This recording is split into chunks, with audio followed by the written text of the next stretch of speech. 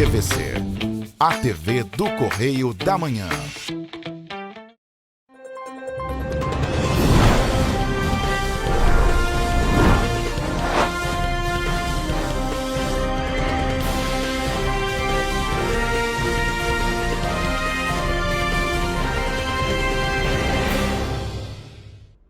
Olá, uma boa tarde para você que nos assiste. Eu sou o Hugo Petersen e começamos agora mais uma edição do Correio Petropolitano Debate, nesta quinta-feira, dia 27 de agosto, aqui nas telas da TVC, a TV do Correio da Manhã. Como vocês podem ver, hoje a gente está começando a edição de um jeito um pouco diferente, porque já estamos começando com a nossa entrevista. Dessa vez nós vamos falar sobre cinema. E a gente está aqui com a Rebeca Mota, que veio justamente conversar com a gente sobre esse assunto tão rico e é claro que a gente vai relacionar bastante aqui com o município de Petrópolis. Tudo bem, Rebeca? Seja bem-vinda. Obrigada. Então, para a gente poder começar, antes da gente falar sobre cinema, da gente falar de arte, falar inclusive de uma relação bem interessante que a gente tem aqui em Petrópolis do cinema com a arquitetura, que é um dos tópicos principais da nossa conversa de hoje, vou pedir que você se apresente para o nosso público. Boa tarde, meu nome é Rebeca Mota, eu acabei de sair da Universidade de Arquitetura e Urbanismo da UFRJ, então eu acabei de me formar e nesse momento eu tenho feito cinema. É uma relação que a gente pode falar que é um pouco incomum, é bem distante, são áreas bem distantes, porém quando a gente fala de Petrópolis, principalmente das pessoas que têm uma idade um pouco mais avançada, elas sabem que a arquitetura e o cinema têm uma ligação muito forte aqui na cidade e a gente tem antigos cinemas que foram icônicos para as outras pessoas, para as pessoas mais velhas, mas que atualmente têm uma atuação diferente, seja por meio de um estacionamento, seja por meio de uma igreja, e é claro, você tem muito mais embasamento para falar sobre isso do que eu. Então, eu acho que a gente já pode começar falando sobre isso. Quero que você explique para a gente um pouco desse seu caminho, justamente da arquitetura para essa outra área que é tão distante para essa área cultural, para essa área do cinema. Eu acho que o trabalho, ele procura aproximar essas áreas e tentar demonstrar e mostrar na prática como que eles têm muita coisa em comum, né?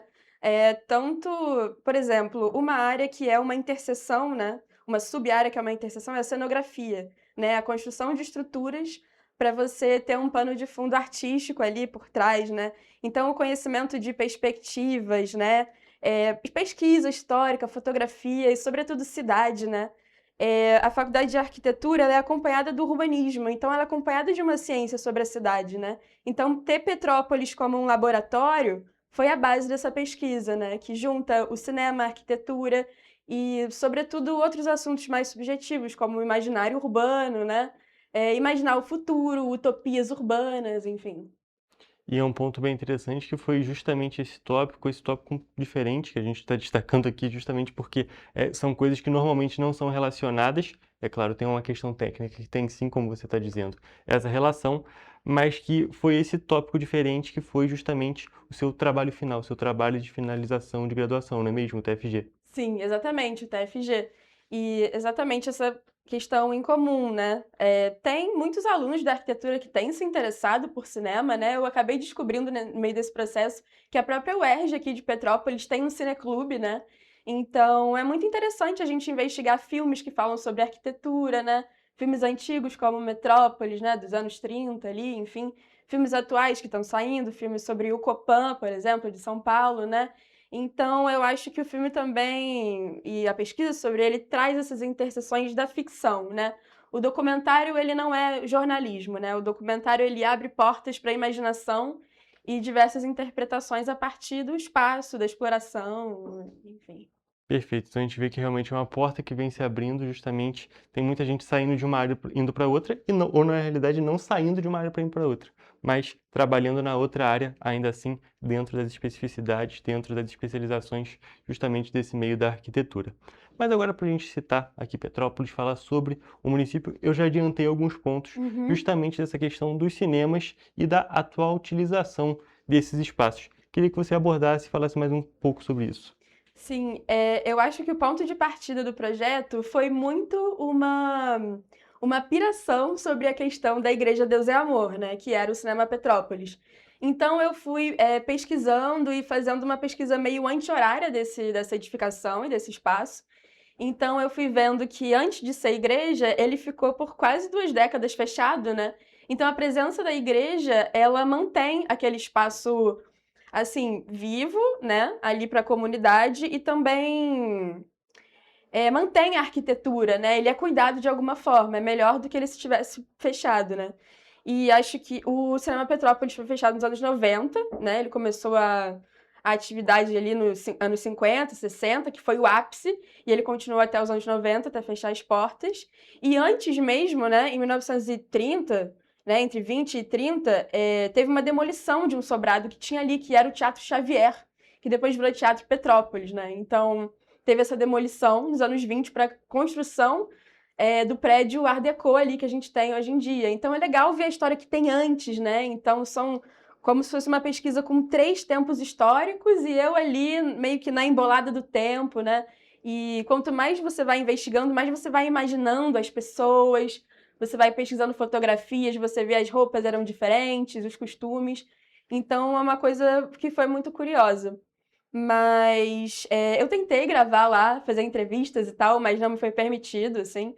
Eu tentei ir várias vezes, tirar algumas fotos e tal, mas não tive a permissão ali, eu não tive uma entrada. E isso foi uma frustração muito grande. Mas foi legal, porque a partir da frustração eu fui correndo atrás dos outros cinemas, né? Do Cinema Capitólio, que hoje em dia é o Estacionamento Imperial. Eles abriram as portas pra gente fazer entrevistas, né? A gente colocou um drone lá dentro, então ainda dá pra ver o balcão, dá pra ver vestígios da arquitetura, né? Quando eu era pequena, eu lembro que eu via o piso de taco ainda que tinha, como tem no estacionamento Miragem, que era o cinema Miragem, que é aqui perto, né? O Hotel Casablanca também, que tem ali os vestígios, enfim, as ruínas.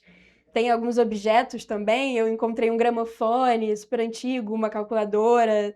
Ali, eles têm um depósito ali da própria história, né? O Teatro Imperial também, que era o Cinema Arte Palácio, a gente fez entrevistas lá.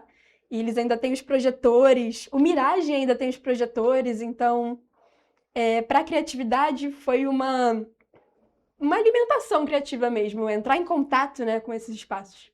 E sem dúvida nenhuma maneira de viajar até certo tempo, justamente por ter o contato com esses objetos, ter o contato com as fotos, com as imagens que nos levam até esse período e fazem a gente conhecer um pouco mais de uma realidade que era nossa, mas que conforme foi passando o tempo foi se transformando. E justamente como o espaço do Hotel Casablanca, o Teatro Imperial, que fazem esse trabalho de conservação, mesmo que seja mínimo, ou um trabalho um pouco maior, como é feito no Teatro Imperial, é um trabalho muito importante porque ajuda a conservar nossa história, ajuda a conservar nossa cultura, que é um ponto muito importante ser destacado. A gente não pode deixar as coisas irem. A gente, é claro, pode transformar, pode ir evoluindo, vamos dizer assim, pode não ser a palavra exata, mas, é claro, os costumes vão mudando, então a gente vai evoluindo em certos pontos, mas a gente não pode deixar esquecer certos pontos. E por meio de todas essas pesquisas, todas essas questões, todos esses conhecimentos que você foi alcançando, que surgiu depois um outro projeto, não é mesmo? É como se fossem vários projetos dentro do outro, né? No início a gente estava falando sobre as diferenças da arquitetura e do urbanismo, da arquitetura e do cinema, né? E acho que eu venho com um conceito, assim, científico da multidisciplina, né? Da transdisciplina, né? Que é justamente isso de você permear entre as áreas e você tá exercendo tudo ali ao mesmo tempo, né? Eu esqueci qual foi a pergunta que você fez antes, porque eu dei uma viajada. É justamente sobre a questão de esse surgimento com esse trabalho do TFG ter evoluído para esse sim. outro projeto que aí é um pouco Exatamente. diferente. Sim, é como se fosse um projeto guarda-chuva que tem essas subtemas, né, assim. Mas volta sempre para a igreja, para o Cinema Petrópolis. O que eu queria no início era só gravar algumas entrevistas ali dentro. E teve a questão da frustração, eu fui buscar nos outros e mais pessoas foram se interessando sobre o projeto à medida que eu ia falando sobre ele. Então, quando eu me dei conta, eu estava montando uma equipe de audiovisual, assim, sabe? Por exemplo, o Ézio Pilot, que é um fotógrafo de casamentos aqui de Petrópolis, ele fez a iluminação. A maioria da equipe de ataque mesmo é uma equipe que veio do Rio, né? Porque eu fui estudar arquitetura no Rio, então eu acabei conhecendo as pessoas de lá. Mas foi interessante misturar os técnicos cariocas com a galera que estava a fim de fazer de Petrópolis, né? Então, pessoas se conheceram e quando eu me dei conta de que uma equipe estava sendo montada, a imaginação foi indo mais longe e eu falei, poxa, vamos gravar mais entrevistas então, né? Vamos fazer mais entrevistas, vamos fazer cenas alegóricas, né? Porque o papo que a gente estava tendo sobre o Casablanca, né? E eu fui lá ver aqueles vestígios, eu percebi que tinham vários fantasmas ali dentro. Então, eu chamei uma amiga cantora lírica para interpretar um fantasma. Enfim, eu também não vou falar muito, né? Para não ser spoiler do filme. Mas é um pequeno exemplo do que a gente trabalhou, assim, sabe? Então, a ficção e o documentário, ele estava ali o tempo todo brincando, né? Com a realidade e com a imaginação. E é um ponto bem interessante que a gente tem uma ideia que vai surgindo como um trabalho acadêmico, que vai se expandindo, se expandindo, se expandindo, e é muito benéfico, tanto para as pessoas que eram envolvidas com essa época, que vão ter também aquele efeito de nostalgia, que a gente não pode mentir, ele vai acontecer, e também ajuda as pessoas que são de uma geração mais nova, a gente pode dar o exemplo de nós dois mesmo, Sim. que a gente vai ter a oportunidade de ter um conhecimento diferenciado, e por meio dessas alegorias, por meio dessa questão da fantasia, faz entrar também um pouco na energia dessa parte, não apenas na questão documental, que é claro, é muito importante, mas também ajuda a ambientar e nos levar para lá, não é mesmo? Exatamente, são memórias que não são nossas, assim, né? Esse primeiro bloco de entrevistas que foi gravado no Teatro Imperial, ex-Cine Arte Palácio, foi muito importante pra gente, porque as pessoas de 80 a mais, elas têm essa memória, né? Às vezes não era nem sobre o filme que elas assistiram, mas sobre a sensação, o que elas faziam depois, né? Elas iam ao cinema, depois iam no Tony's ou em outras lanchonetes, assim, iam com amigos, então pegou uma questão muito afetiva, assim. Então foram memórias que foram repassadas e, portanto, implantadas na equipe, né? Eu acho que esse é o trabalho da preservação, né? Além da preservação da cidade, da arquitetura, a preservação da memória, né? Perfeito. E é justamente a gente está falando bastante sobre o cine documentário, que é Máquina para o Olho, a cidade pelas lentes do cinema, é certo? Isso, Perfeito, exatamente. que é um nome que fala bastante justamente sobre esse tópico principal, fala bastante sobre esse tema e permite justamente essa sensação de levar até o local, porque a máquina registra até certo ponto, mas o olho, esse olhar, vamos falar assim, ele consegue permitir que a experiência seja bem mais ampla, não é mesmo? Sim, eu acho que esse título ele veio, foi um dos primeiros títulos que eu botei no tema do meu TCC, e os orientadores sempre falam que o nome muda, né, a todo momento, mas foi um nome que ele permaneceu e a gente foi se acostumando com ele. E eu acho que esse título ele tem diversas interpretações também, assim, né, uma máquina e é para o olho, é uma lente, é uma nova forma de ver a cidade, é uma nova forma de enxergar o mundo. Essa maquinaria, né, que representa o cinema, as estruturas, então foi o nome que foi ficando, enfim. Perfeito. E é importante a gente destacar que são muitas partes que já estão gravadas, tem toda uma temática já definida, mas que todo esse projeto ele ainda está sob desenvolvimento, não é mesmo? Sim, a gente vai fazer agora a última leva de gravações, né, pra gente poder terminar também, montar, enfim, ir para o processo da pós-produção.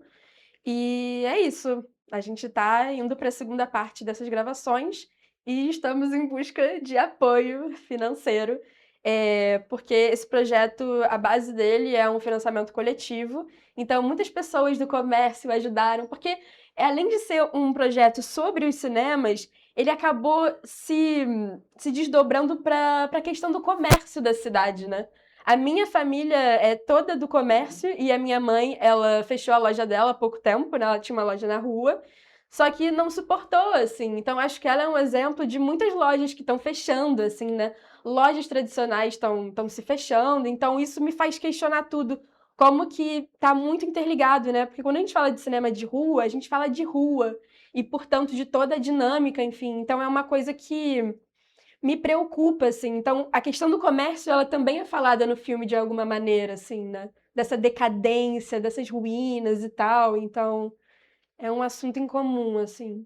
E é um ponto que a gente não pode deixar de destacar, só pela quantidade de cinemas que você citou, a diminuição das ofertas que a gente vai tendo, justamente pelo acesso das diferentes plataformas, que são positivas também, a gente não vai Uhum, deixar de destacar isso. sim. É muito positivo também a gente ter o acesso aos filmes, às séries em casa, mas que vai mudando os costumes. E, aliado a isso, a gente também tem o acesso às compras nas diferentes formas online e também acaba transformando, mas acaba também tirando um pouco do destaque desse comércio de rua que é tão tradicional. Então a gente pode perceber essas transformações que elas acabam acontecendo, são uma realidade, mas que a gente não pode deixar de destacar também que para esses comerciantes tem sim um lado negativo e tem muita coisa relacionada à transformação que ainda precisa ser bem estudada para não ser prejudicial para a economia da cidade, falando especificamente aqui de Petrópolis, não é mesmo? Exatamente. Eu acho que a gente ganha muito, né, assim, fazendo compras online, né, até pro próprio filme a gente faz algumas compras online, né, assim, né, chega rápido e tal, não sei o quê,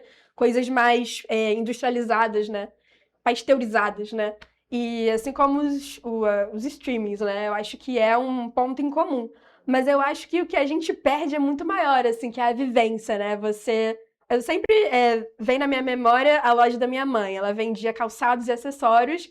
E o que me inspirou muito até para a produção do filme, né? Eu lembro de várias peruas entrarem na loja, experimentarem.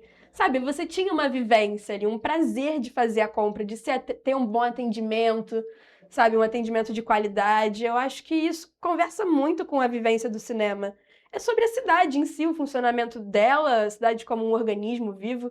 E falando mais especificamente de Petrópolis, e por ser uma cidade relativamente pequena, né, 300 mil habitantes, a gente vai pra rua e a gente fala, oi, oi, tudo bem? Então isso é uma coisa muito legal, né, de você sentir que tem uma comunidade, você nem precisa marcar de sair com as pessoas, basta você ir pra rua e você vai encontrar elas lá. Então É, isso é muito rico. sem dúvida nenhuma, é algo que a gente acaba perdendo e que não tem substituição. A gente não consegue substituir essas experiências presenciais, essas vivências com as outras pessoas. E, voltando naquele tópico justamente do financiamento, você trouxe a chave Pix justamente para as pessoas que estiverem interessadas. Queria saber justamente como é que funciona essa participação da população. Sim. Tem uma questão muito legal que do financiamento, né?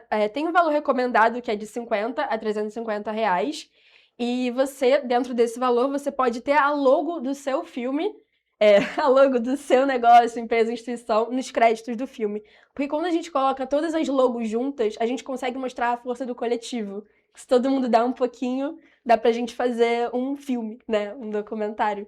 E a chave Pix é estudioimaginário.filme@gmail.com. Estúdio só com S, sem o E. Perfeito, pedir para a produção colocar na tela justamente para a gente poder fazer essa comunicação que é muito importante e ajuda muito nessa questão. E, é claro, a gente não pode deixar de destacar que um projeto que fala tanto sobre comunidade, fala sobre essas interações populares, essas interações pessoais, tem tudo a ver justamente com essa participação da comunidade, seja por meio de uma empresa, seja por meio de uma instituição, ou até mesmo uma pessoa física que queira fazer essa participação para poder ajudar a trazer de volta essa memória, poder dar um destaque para essa parte que é tão importante da nossa história. Agora sim, ó, tá a chave Pix aparecendo aqui na tela para as pessoas que estiverem interessadas em fazer essa colaboração e dar essa ajuda justamente para a participação e realização desse projeto, que é uma temática tão interessante e que precisa de destaque. A nossa história precisa de destaque. A gente pode falar disso, da questão do cinema, da questão do comércio ou de qualquer ponto da nossa história. A história não pode ser esquecida e a gente precisa de projetos como esse que justamente ajudam a trazer ela de volta para os holofotes. E para a gente poder finalizar, agora perguntar mais de um tópico pessoal para você. Como é que é a emoção de começar com um projeto ali na faculdade, uma questão que é obrigatória, a gente não pode deixar de destacar, e transformar num projeto que vai crescendo, crescendo, crescendo e vai mudando a vida? Nossa, que pergunta forte, assim. Bom, é emoção a todo momento, né? No início era realmente só uma ideia, né? E a partir do momento que mais pessoas foram se juntando, foi se tornando uma realidade, né? Foi se materializando, porque cinema a gente não faz sozinho, né? Tem muitas mãos nesse projeto, muita gente apoiando e tal. E pra mim é uma coisa meio surreal ainda. Eu estando aqui nesse momento, pra mim eu não acredito. Não, Se me beliscar, eu não acredito até agora, mas é uma emoção constante, assim, é o tempo todo, é um projeto que, enfim, tem o meu coração inteiro, então é emoção pura. É claro que a gente calcula, né, as coisas, né, porque além da direção eu também tô na produção, né, a cabeça de produção, então são muitos braços ali que eu preciso ter, então acho que a técnica às vezes me faz ter um pé no chão, Mas é claro que a emoção, ela sempre fala muito mais alto e principalmente estar em contato com as pessoas, né? Nas entrevistas, as pessoas da equipe. Agora, nessa segunda parte que a gente vai fazer mais alegorias, né? Então vão ter personagens mais lúdicos, né? A gente vai ter umas bruxas, um cowboy, enfim, um pirata, um mago. Então, como é delicado, né, você trabalhar com artistas e como é bonito, assim. Você sentir que uma ideia que era pequena ali, mas cheia de intenções, tem se tornado um movimento artístico pela cidade, assim, é muito emocionante. Perfeito. E só para a gente poder finalizar, que o nosso tempo já até acabou, pedir para você fazer um convite para as pessoas para conhecerem mais sobre esse projeto e também, é claro, para fazerem a contribuição. Gente, procurem saber sobre o nosso projeto, ele está muito legal. A gente tem um site que está em construção, que é maquinaparaolho.com. Só botar Rebeca Mota, Máquina para o Olho na internet que você vai achar. Instagram também, enfim, vai ser fácil de achar. Ou falar na rua, pela cidade, acho que tem uma galera já sabendo. Então, conversar sobre o filme, eu acho que é a melhor forma de conhecê-lo. Perfeito. Então, Rebeca, muito obrigado pela sua Obrigada, presença. Um muito prazer te obrigada. receber aqui Um prazer. e desejo muito sucesso para esse projeto que é tão interessante e tão importante para a nossa cultura. Obrigada. E com essas informações, gente, eu encerro a nossa entrevista, mas fico por aqui porque o Correio Petropolitano Debate de hoje só está começando. Vamos agora para um rápido intervalo.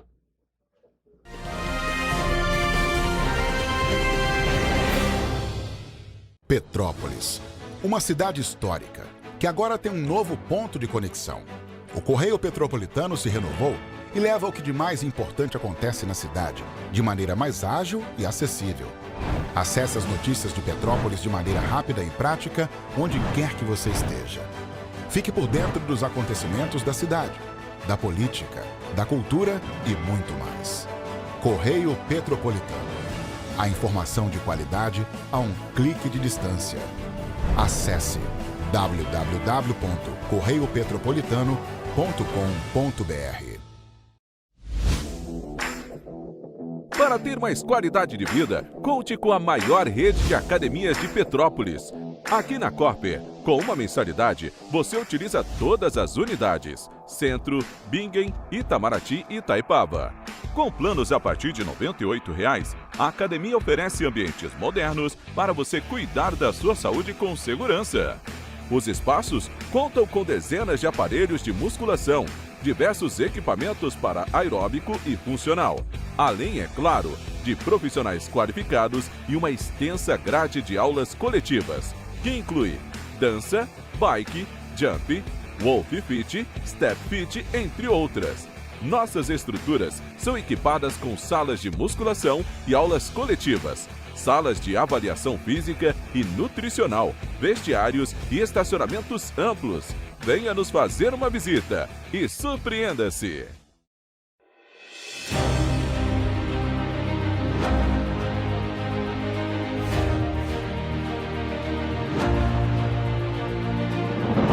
Não é jornalismo de direita, é jornalismo direito.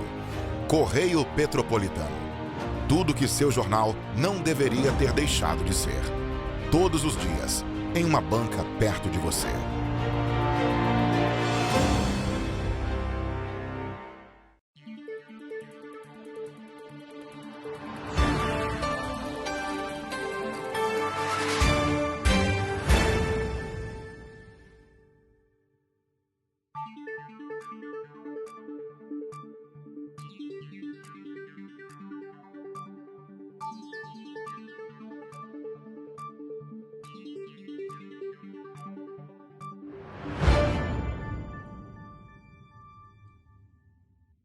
Ensinar inglês na pré-adolescência exige diferentes estímulos no aluno. O curso Kids and Teens a Mais conta com professores especializados que abordam o inglês de maneira lúdica e objetiva. Através de 4 módulos, conduzimos os alunos de 9 a 14 anos do nível básico para o avançado, oferecendo total segurança na hora de se comunicar e argumentar em inglês, inclusive ser capaz de realizar futuros exames de certificação. Na Minds English School, você aprende o inglês que te leva longe.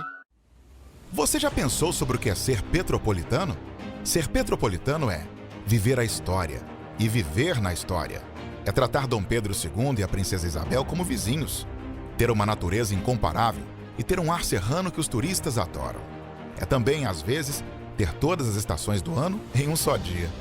Ser petropolitano é se emocionar com os corais e marchar com as bandas marciais. É enfrentar o trânsito na subida da serra e reclamar do pedágio. É comemorar os gols e, às vezes, sofrer pelo serrano. Ser petropolitano é ser resiliente, ser solidário. Ser petropolitano é amar esta cidade imperial, na qual nascemos ou escolhemos para viver. Correio Petropolitano, o jornal que tem no seu nome o orgulho de ser petropolitano. Todos os dias em uma banca perto de você.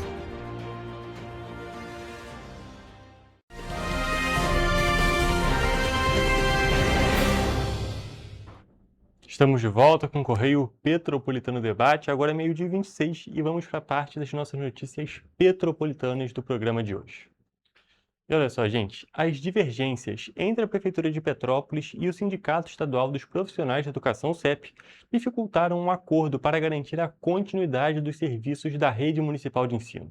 O assunto foi tema da audiência na 4ª Vara Civil de Petrópolis desta terça-feira. O município apresentou uma proposta de transição para os trabalhadores vinculados à capital ambiental. O advogado do CEP, Hugo Tatti, apresentou no início da audiência uma minuta de termos de acordo, construída nas tratativas entre o sindicato e o município. O documento do dia 24 de agosto prevê medidas para a transição dos trabalhadores terceirizados e para a realização de processo seletivo simplificado. A proposta ainda depende de homologação judicial para produzir efeitos. No entanto, o procurador-geral do município, Fernando Fernandes, afirmou que a prefeitura concorda parcialmente com a minuta apresentada pelo sindicato. De acordo com ele, Petrópolis pretende realizar um processo seletivo simplificado, através de uma empresa especializada, para atender às necessidades da Secretaria de Educação. Assim como na audiência anterior, que discutiu a situação da educação em Petrópolis, o CEP apresentou divergências em relação ao acordo proposto pela Prefeitura. A proposta do município prevê a contratação direta de trabalhadores vinculados à capital ambiental, com prioridade para aqueles que foram desligados da empresa. Essa contratação será mantida até o fim do ano letivo de 2026. Para 2027, o município pretende realizar um processo seletivo. Um dos pontos de divergência entre a Prefeitura e o CEP está justamente na questão das funções que deverão fazer parte do processo seletivo. Na manifestação apresentada, o município também pretende realizar concurso público posteriormente para preencher de forma definitiva as funções consideradas permanentes na rede. Na audiência, o procurador afirmou que a proposta municipal não contempla neste momento as funções de cozinheira, auxiliar de serviços gerais, motorista e vigia. O ponto contraria a minuta apresentada pelo CEP. O documento do sindicato prevê que o processo seletivo simplificado para 2027 contemple cozinheiras, auxiliares de serviços gerais, cuidadores, educadoras de educação infantil, inspetores, intérpretes de Libras e auxiliares de secretaria. A situação dos postos de trabalho, não das pessoas. A defesa da capital ambiental concordou com a proposta, mas com uma ressalva. Segundo a empresa, os serviços já prestados e aqueles que eventualmente forem executados até a formalização da contratação direta pelo município precisam ser devidamente remunerados. A capital ambiental também afirmou que está disposta a colaborar com a transição, fornecendo informações sobre postos de trabalho e os funcionários atualmente alocados. A empresa acrescentou que a rescisão dos contratos de trabalho, diante do número de funcionários envolvidos, deverá contar com a participação do Ministério Público do Trabalho e do sindicato. Os termos discutidos na audiência desta terça-feira ainda não podem ser tratados como um acordo definitivo. A decisão sobre a homologação e os próximos passos da transição ainda dependem da análise da Justiça. E ainda sobre a questão da educação como um todo, o Sindicato Estadual dos Profissionais de Educação, CEP Petrópolis, aprovou em Assembleia Geral realizada ontem, na quarta-feira, a entrada dos profissionais da Rede Municipal de Ensino em estado de greve. Segundo o sindicato, a decisão foi aprovada por unanimidade entre os votantes. É importante destacar que você acompanha mais detalhes sobre o estado de greve daqui a pouco no Correio Petropolitano na TV, primeira edição. E, é claro, trago para vocês amanhã também aqui no Correio Petropolitano Debate. E agora, trocando de assunto, a Prefeitura de Petrópolis homologou nesta terça-feira os processos de licitação para 3 novas obras em Petrópolis. São 2 obras de contenção e drenagem no Caxambu e na Vila Militar, além da construção de um centro esportivo na Duarte da Silveira.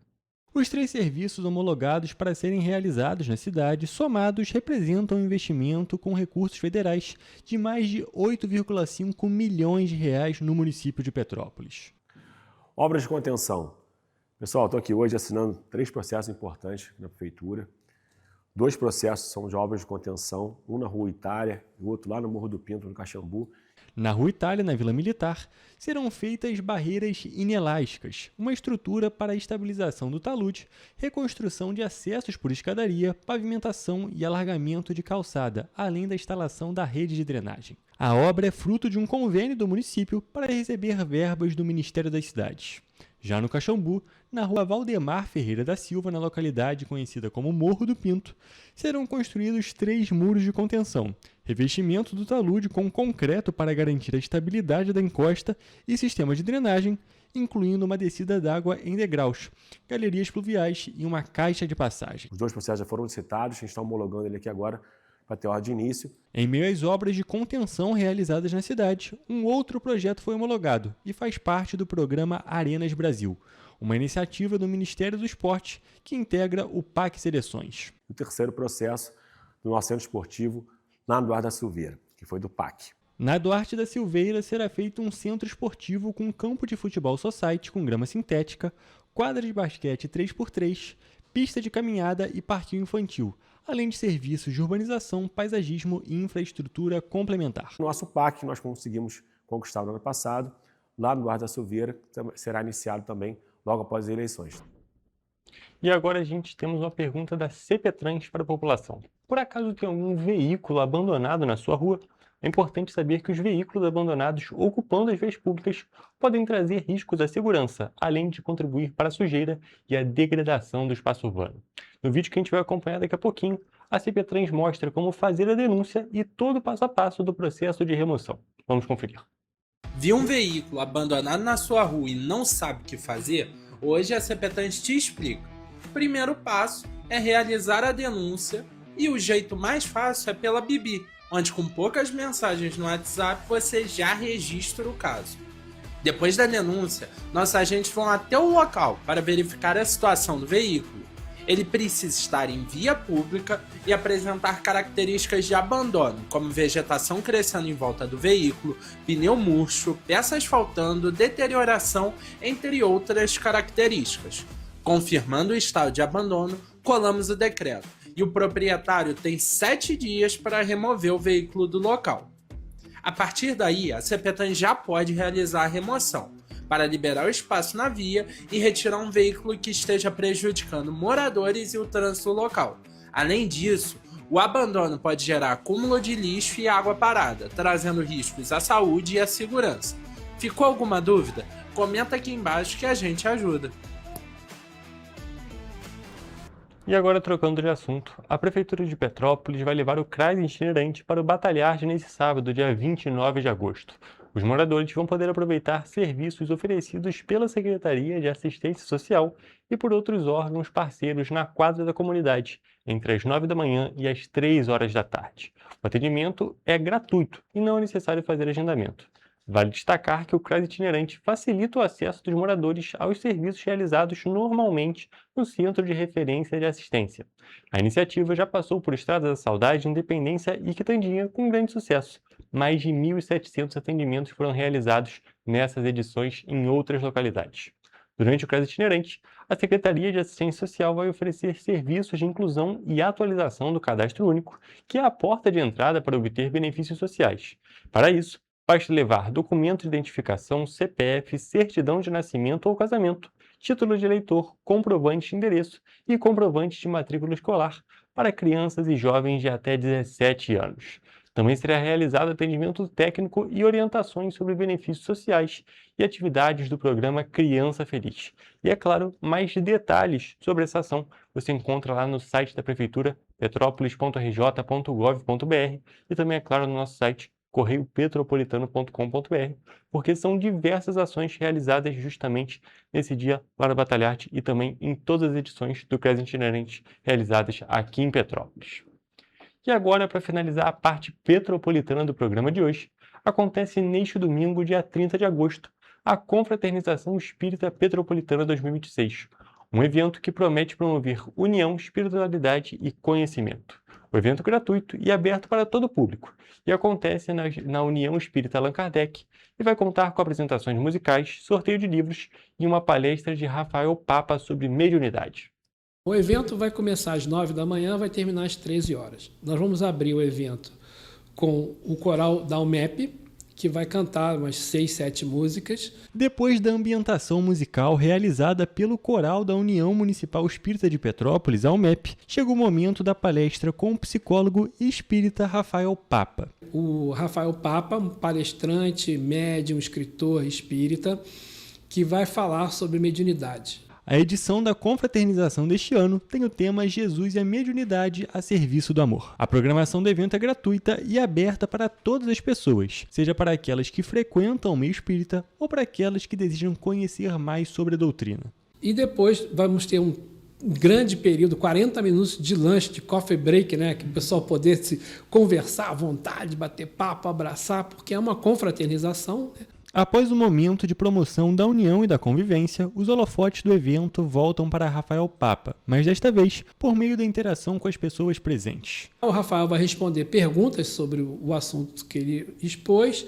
e no final nós vamos encerrar com uma banda espírita chamada Ecos da Alma, uma banda que eu chamo de pop rock espírita. O evento da Confraternização Espírita de Petrópolis busca promover a aproximação entre o movimento espírita e o restante da sociedade. Em 2026, a edição acontece na União Espírita Allan Kardec, que fica na Estrada Machado Fagundes, número 329, no bairro Cascatinha, em Petrópolis.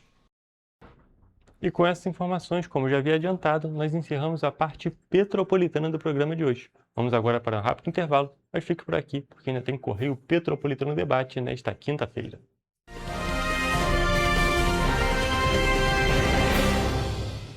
Correio da Manhã, o grupo de comunicação que mais cresce no Brasil. 5 gráficas, 5 jornais diários.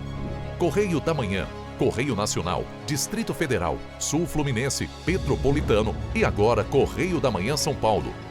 Além do Jornal da Barra, Jornal de Turismo, Revista O Cruzeiro, TV Correio da Manhã e estúdios próprios. Grupo Correio da Manhã, informação com tanta credibilidade que é impressa todos os dias.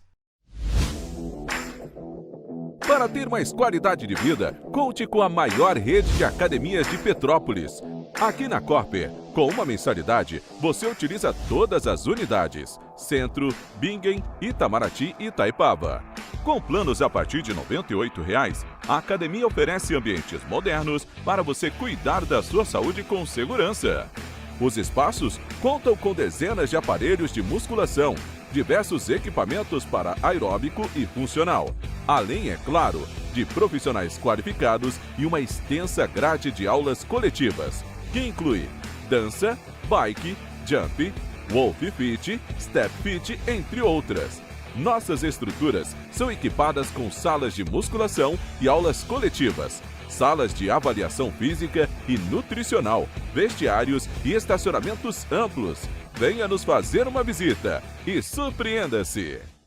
Esse aí sou eu, há 18 meses estudando inglês.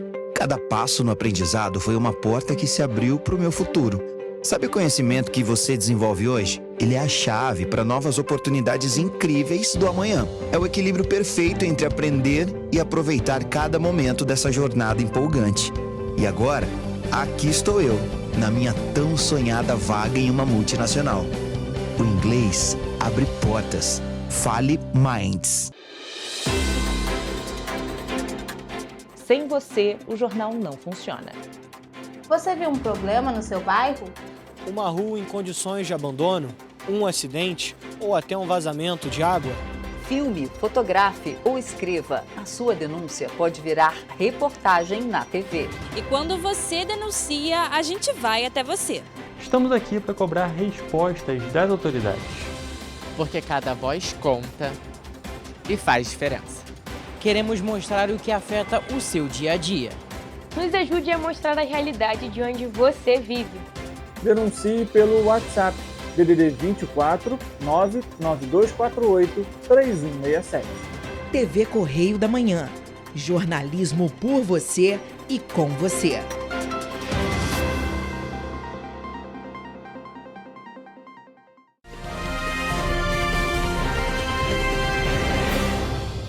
Estamos de volta, olha só, gente, a gente já saiu de Petrópolis, mas agora a gente sobe a serra e vai lá para Teresópolis. Isso porque a gente tem um desdobramento de uma outra reportagem que trouxemos aqui no Correio Petropolitano Debate. Isso porque, após a recomendação do Ministério Público para a Câmara Municipal de Teresópolis para que leis urbanísticas fossem revisadas, o Conselho de Arquitetura e Urbanismo do Rio de Janeiro informou que a legislação urbanística deve ser acompanhada pelos conselhos municipais. De acordo com o Conselho, a participação popular é determinada, na realidade, pela Constituição Federal. O Ministério Público do Estado do Rio de Janeiro, o MPRJ, expediu uma recomendação para a Câmara Municipal de Teresópolis para que tenha revisão em processos legislativos relacionados à política urbana da cidade. Com isso, a TV Correio da Manhã procurou o Conselho de Arquitetura e Urbanismo do Estado do Rio de Janeiro para entender mais sobre esse cenário. A legislação urbanística e edilícia ambiental de qualquer cidade no Brasil, ela deve ser acompanhada pelos conselhos municipais que garantem a participação da população. Isso é determinado desde a Constituição Federal, Constituição do Estado e das leis orgânicas municipais. De acordo com o MPRJ, existem indícios de que leis municipais aprovadas recentemente sobre questões urbanísticas e ambientais tenham sido elaboradas sem participação prévia do Conselho Municipal de Teresópolis e sem observância de outros mecanismos de participação popular. Para o presidente do Conselho de Arquitetura e Urbanismo, é necessário rever o conteúdo dessa legislação para que se possa determinar se houve ou não participação popular. É muito importante que toda a legislação que mexe com a dinâmica urbana das cidades, e no caso de Teresópolis não é diferente, tenha acompanhamento das pessoas, das organizações sociais, das associações de moradores. Segundo o Conselho, é fundamental que exista um espaço onde a sociedade possa, de fato, colaborar e opinar na definição da legislação. De acordo com o Ministério Público, se as irregularidades forem identificadas, a Câmara Municipal de Teresópolis terá que adotar medidas para a correção. A Câmara Municipal de Teresópolis terá o prazo de 90 dias úteis para informar para o Ministério Público sobre as providências adotadas em atendimento à recomendação. E vamos agora para a nossa previsão do tempo para as cidades da nossa região de cobertura.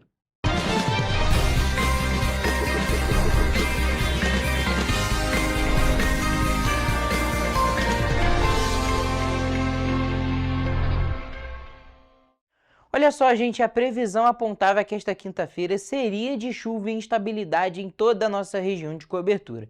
Mas a boa notícia é que essa condição muda a partir de sexta-feira. A sexta-feira deve ter tempo mais firme, sem previsão de chuva.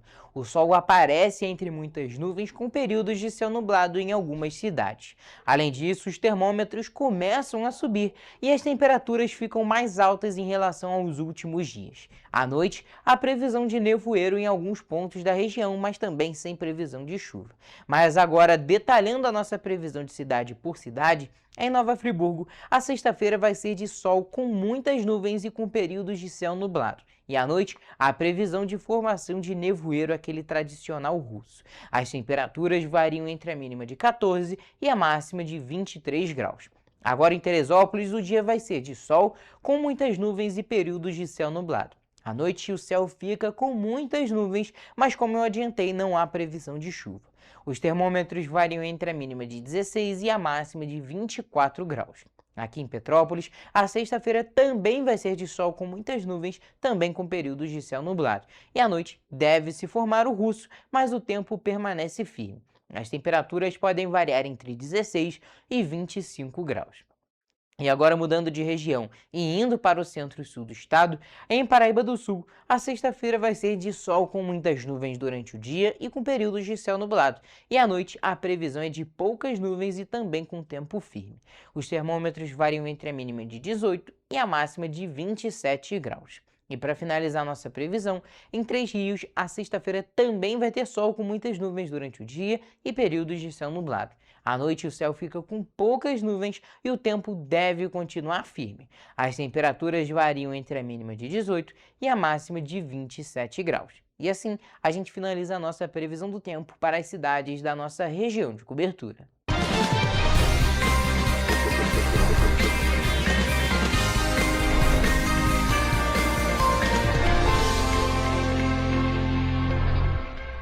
Muito obrigado pelas informações, Toledo. E agora a gente segue com o nosso programa com aquela parte das notícias mais gerais, que não são apenas aqui da região serrana e centro-sul, mas sim que afetam todo o Brasil.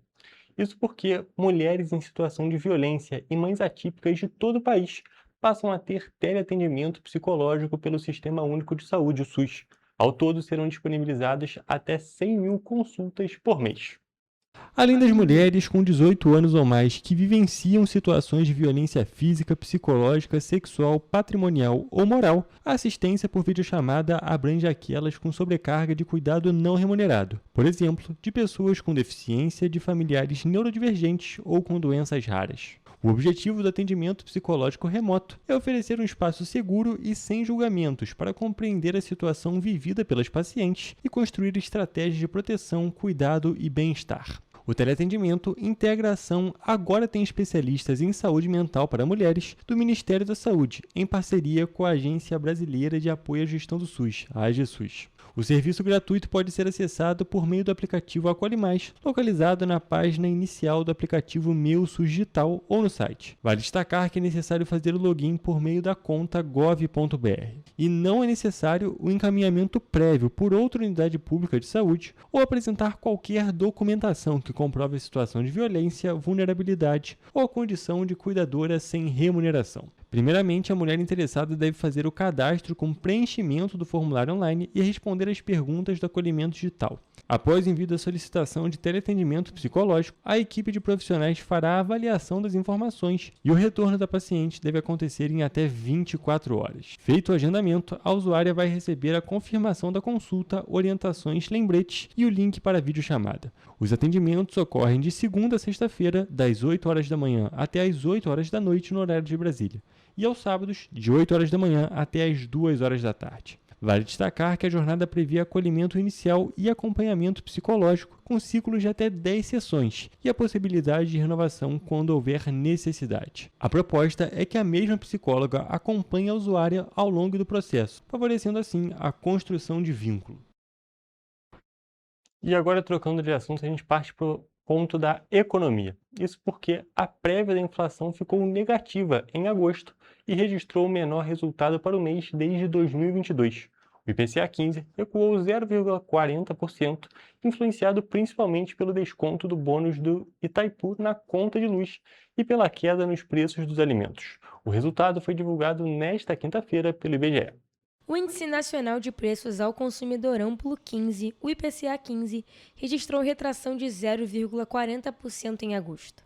Esse foi o menor resultado desde agosto de 2022, quando o índice havia recuado 0,73%.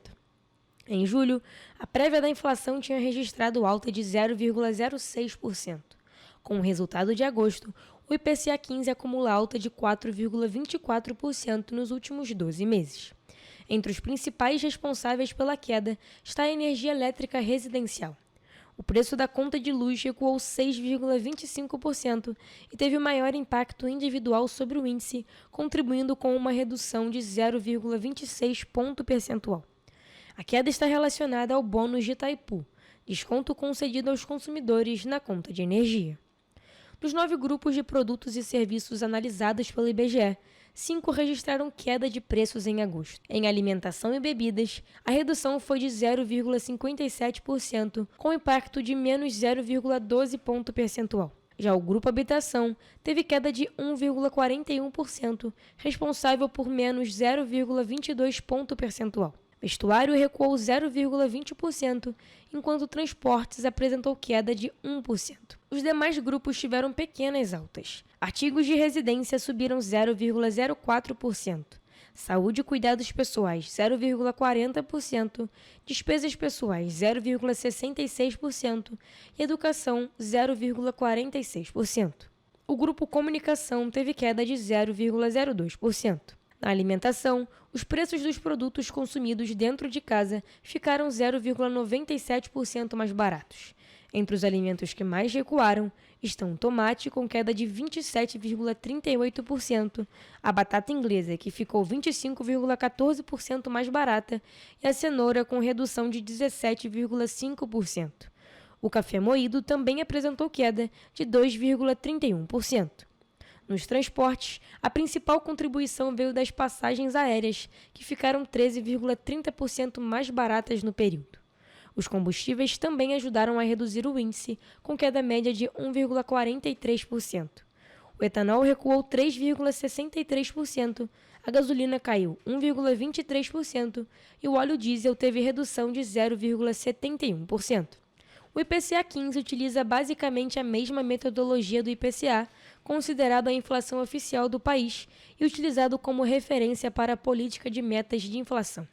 A diferença entre os dois índices está principalmente no período de coleta dos preços e na abrangência geográfica. Nesta divulgação, os preços foram pesquisados entre 16 de julho e 14 de agosto.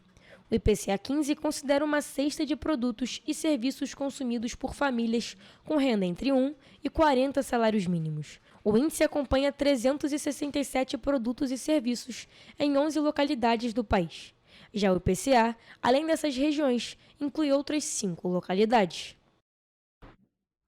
E ainda nessa parte da economia, a previsão de gastos da Previdência Social para 2027 foi reduzida em cerca de 5 bilhões de reais. A estimativa, que era de aproximadamente 1 trilhão e 224 bilhões de reais, passou de 1 trilhão e 218 bilhões de reais.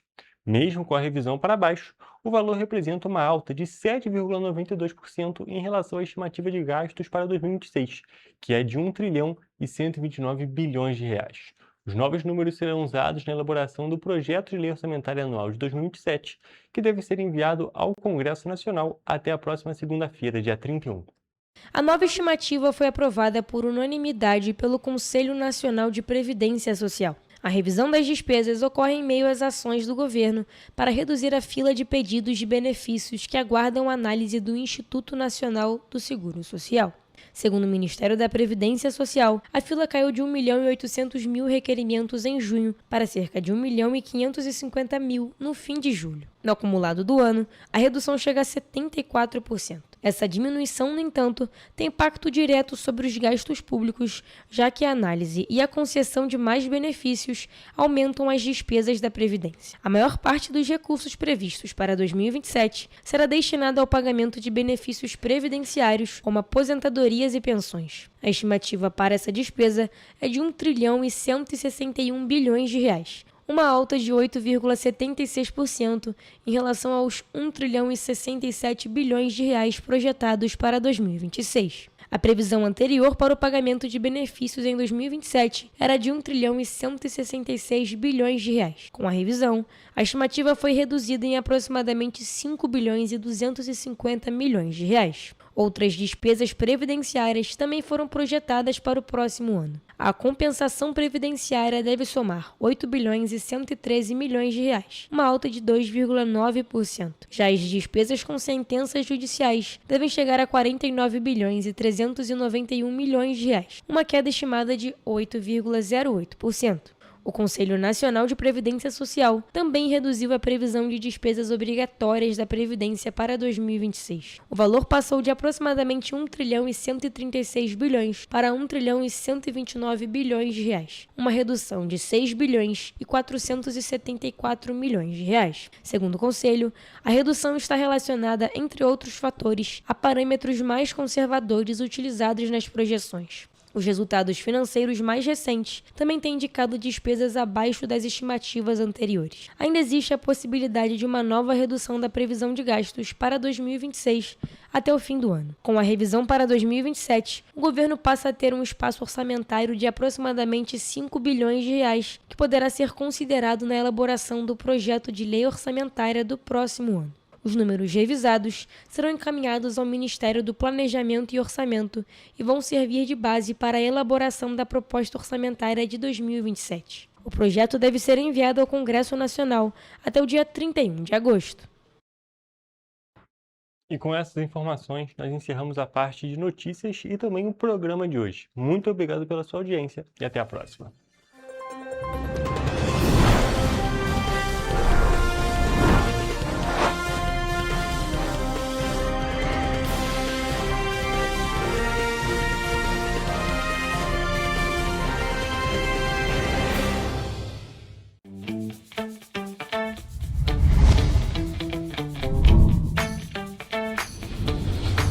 TVC, a TV do Correio da Manhã.